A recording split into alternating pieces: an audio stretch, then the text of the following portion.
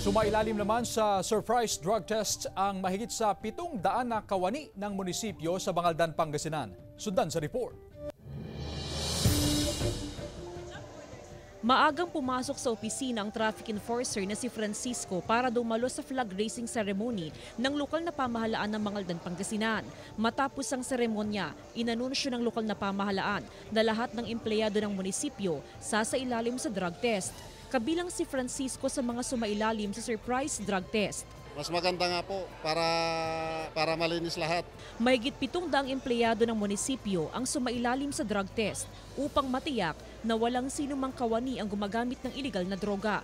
Target ng LGU na magkaroon ng safe working place para maserbisyohan ng maayos ang publiko. Dapat pagtuunan natin ng pansin yung about drugs. Kaya maganda itong gawin sa ating municipality. I-endorso sa Bangaldan Police at sa Human Resource and Management Office ang sinumang empleyado na magpositibo sa drug test, pero umaasa ang LGU na walang magpupositibong empleyado sa drug test.